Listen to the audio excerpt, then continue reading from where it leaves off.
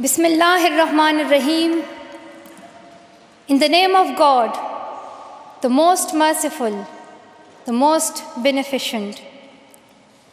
Your Majesties, Your Royal Highnesses, distinguished members of the Norwegian Nobel Committee, dear sisters and brothers,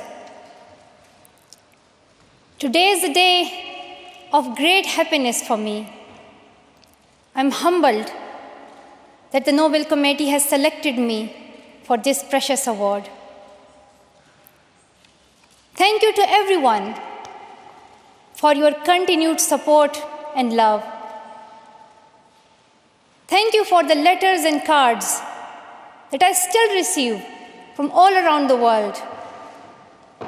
Your kind and encouraging words strengthens and inspires me. I would like to thank my parents for their unconditional love. Thank you to my father for not clipping my wings and for letting me fly.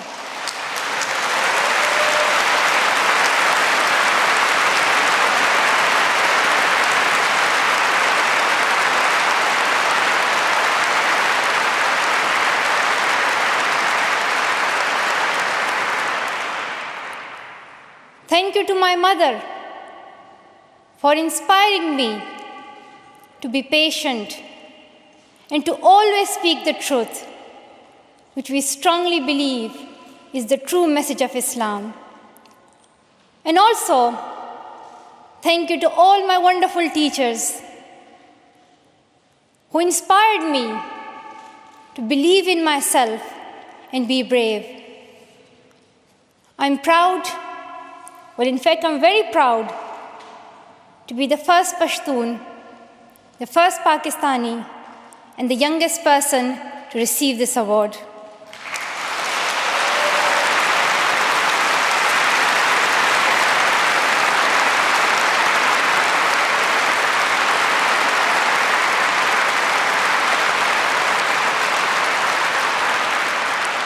Along with that, I'm pretty certain that I'm also the first recipient of the Nobel Peace Prize who still fights with her younger brothers.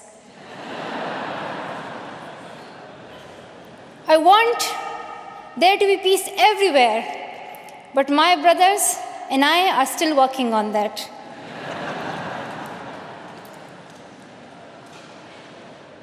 I'm also honored to receive this award together with Kailash Satyarthi, who has been a champion for children's rights for a long time, twice as long, in fact, than I have been alive. I'm proud that we can work together. We can work together and show the world that an Indian and a Pakistani, they can work together and achieve their goals of children's rights.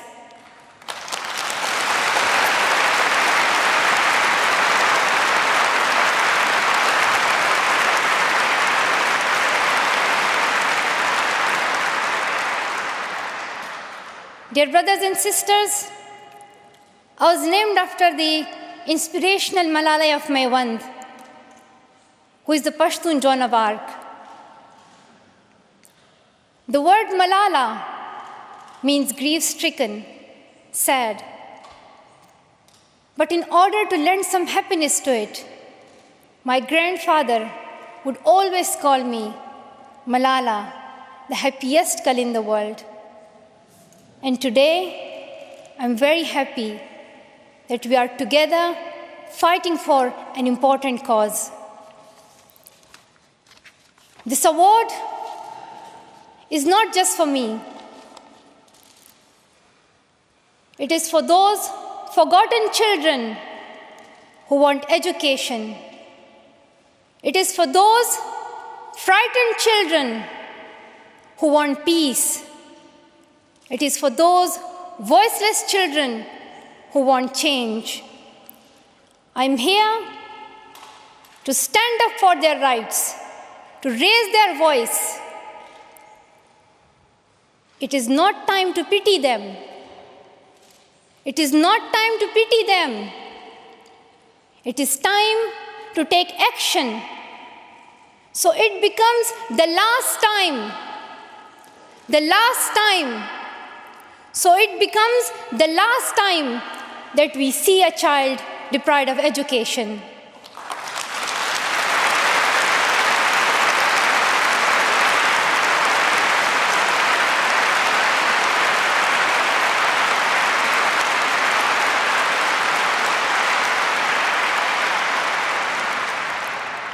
I have found that people describe me in many different ways. Some people call me the girl who was shot by the Taliban, and some the girl who fought for her rights. Some people call me a Nobel laureate now. However, my brothers still call me that annoying bossy sister. As far as I know, I'm just a committed and even stubborn person who wants to see every child getting quality education, who wants to see women having equal rights, and who wants peace in every corner of the world.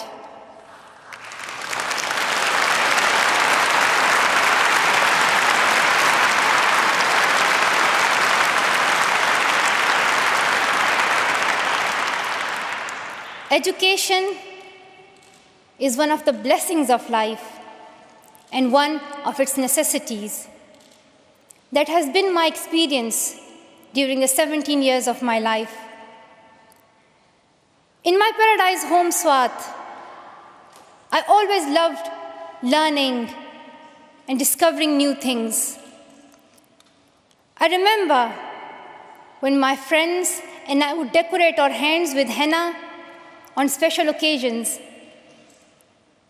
And instead of drawing flowers and patrons, we would paint our hands with mathematical formulas and equations. We had a thirst for education. We had a thirst for education because our future was right there in that classroom. We would sit and learn and read together. We loved to wear neat and tidy school uniforms. And we would sit there with big dreams in our eyes. We wanted to make our parents proud and prove that we could also excel in our studies and achieve those goals which some people think only boys can. But things did not remain the same. When I was in Swat, which was a place of tourism and beauty, suddenly changed into a place of terrorism. I was just 10, that more than 400 schools were destroyed. Women were flogged. People were killed. And our beautiful dreams turned into nightmares. Education went from being a right to being a crime.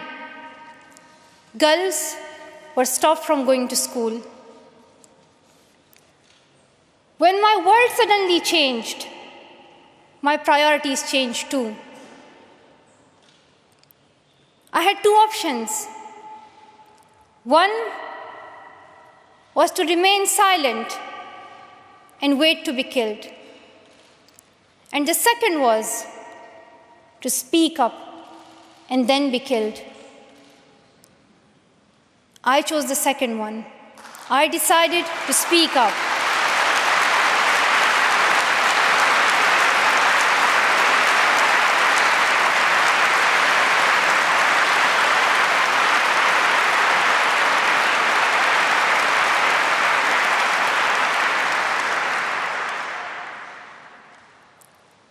We could not just stand by and see those injustices of the terrorists, denying our rights, ruthlessly killing people, and misusing the name of Islam, we decided to raise our voice and tell them,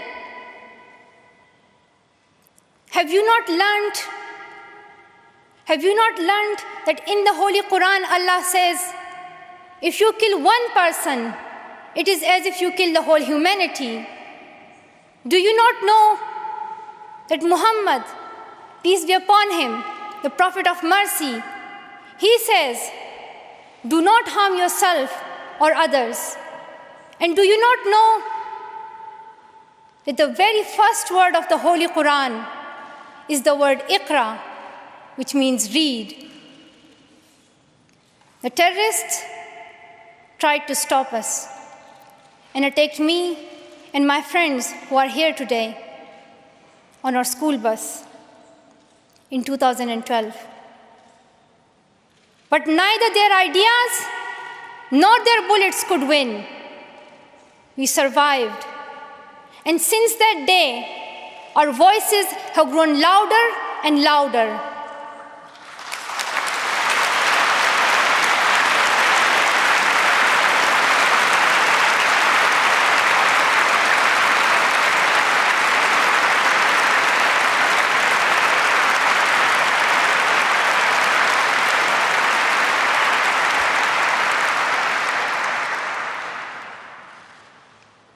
I tell my story not because it is unique, but because it is not. It is the story of many girls. Today, I tell their stories too. I have brought with me some of my sisters from Pakistan, from Nigeria, and from Syria who share this story. My brave sisters, Shazia and Kainat, who were also shot that day on our school bus, but they have not stopped learning. And my brave sister, Kainat Soomro, who went through severe abuse and extreme violence. Even her brother was killed, but she did not succumb. Also, my sisters here, whom I have met during my Malala Fund campaign. My 16-year-old courageous sister, Mezon, from Syria, who now lives in Jordan as a refugee. And she goes from tent to tent, encouraging girls and boys to learn. And my sister, Amina, from the north of Nigeria, where Boko Haram threatens and stops girls and even kidnaps girls just for wanting to go to school. Though I appear as one girl, one person who is 5 foot 2 inches tall, if you include my high heels, it means I'm 5 foot only. I am not a lone voice.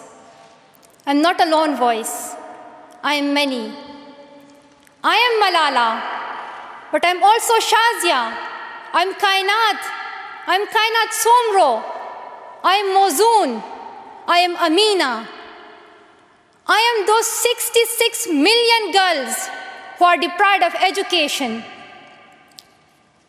And today, I'm not raising my voice. It is the voice of those 66 million girls.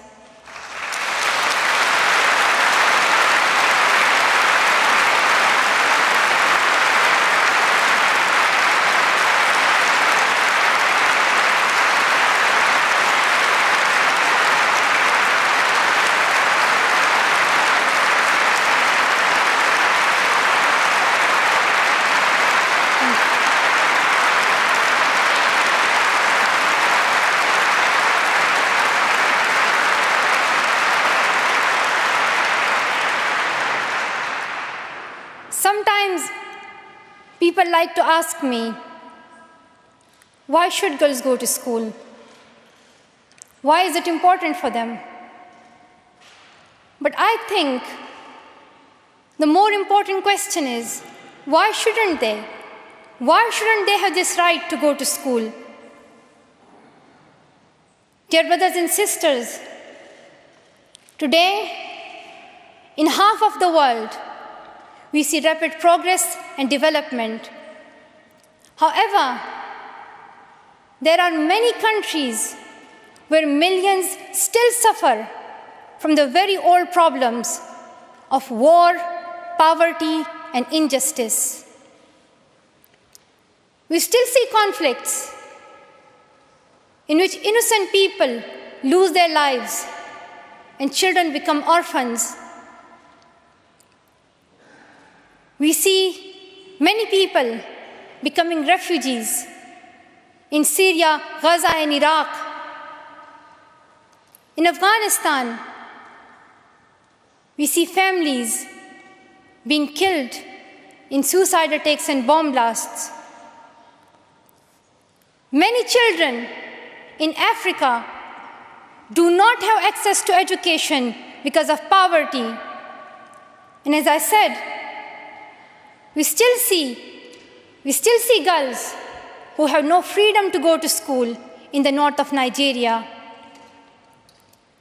Many children in countries like Pakistan and India, as Kailash Satyarthi mentioned, many children, especially in India and Pakistan, are deprived of their right to education because of social taboos, or they have been forced into child marriage or into child labor. One of my very good school friends, the same age as me, who has always been bold and confident girl, dreamed of becoming a doctor. But her dream remained a dream. At the age of 12, she was forced to get married. And then soon, she had a son. She had a child when she herself was a child, only 14. I know that she could have been a very good doctor, but she couldn't because she was a girl. Her story is why I dedicate the Nobel Peace Prize money to the Malala Fund to help give girls quality education everywhere, anywhere in the world, and to raise their voices. The first place this funding will go to is where my heart is, to build schools in Pakistan, especially in my home of Swat and Shangla.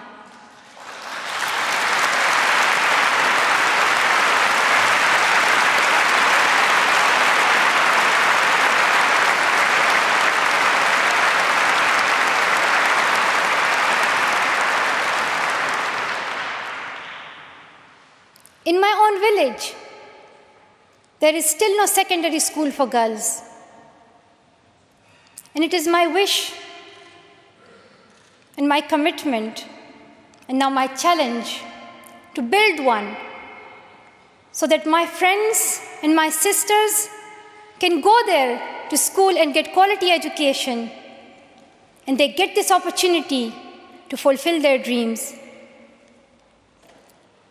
This is where I will begin, but it is not where I will stop. I will continue this fight until I see every child in school. Dear brothers and sisters, great people who brought change, like Martin Luther King and Nelson Mandela, Mother Teresa and Aung San Suu Kyi, once stood here on this stage.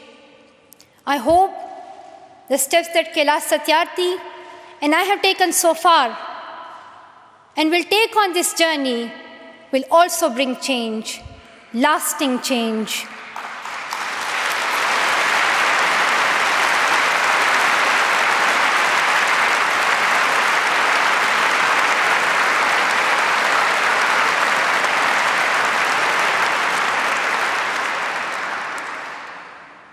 my great hope is that this will be the last time.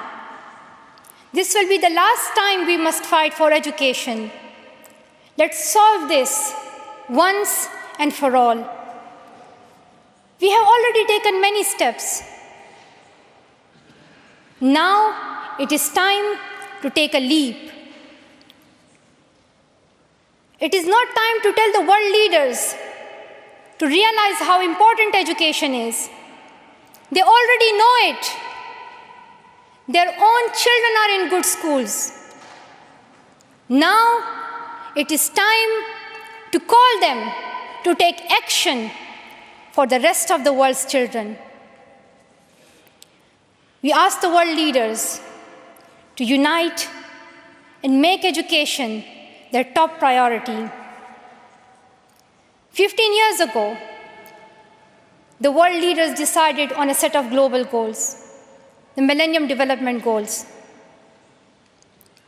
In the years that have followed, we have seen some progress. The number of children out of school has been halved, as Kailash Satyarthi said.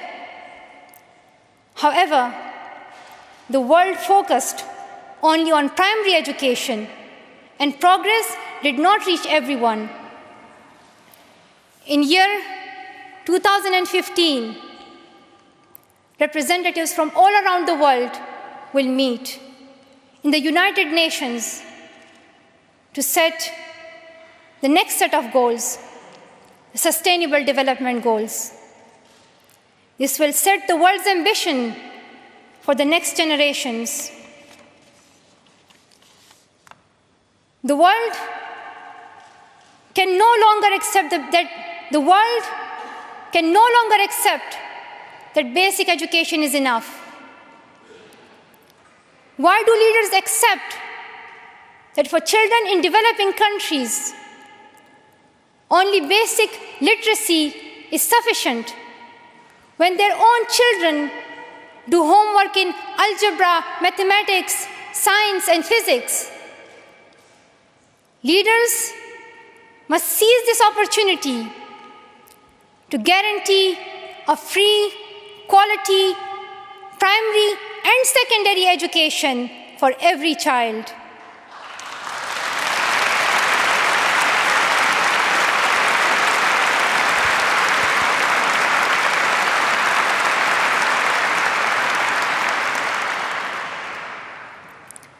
Some will say this is impractical, or too expensive, or too hard, or maybe even impossible. But it is time the world thinks bigger. Dear sisters and brothers, the so-called world of adults may understand it, but we children don't. Why is it that countries which we call strong are so powerful in creating wars, but are so weak in bringing peace? Why is it?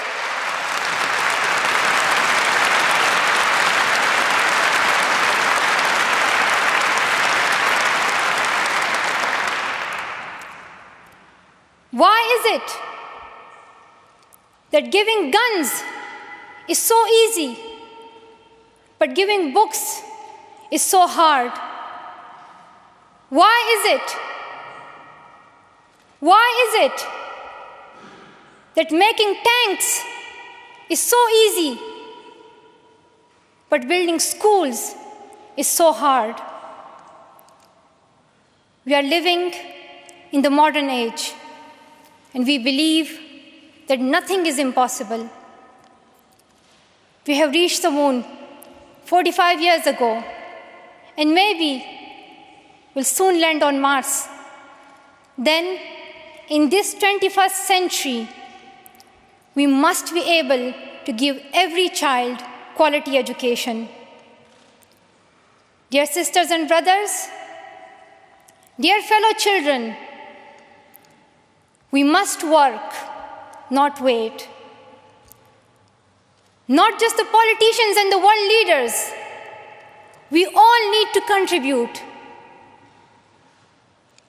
Me, you, we. It is our duty. Let us become the first generation to decide to be the last. Let us become the first generation that decides to be the last, that sees empty classrooms, lost childhoods, and wasted potentials.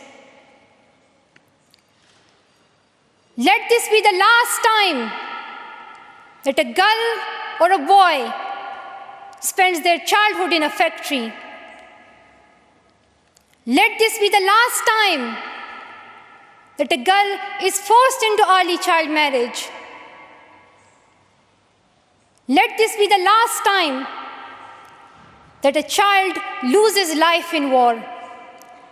Let this be the last time that we see a child out of school.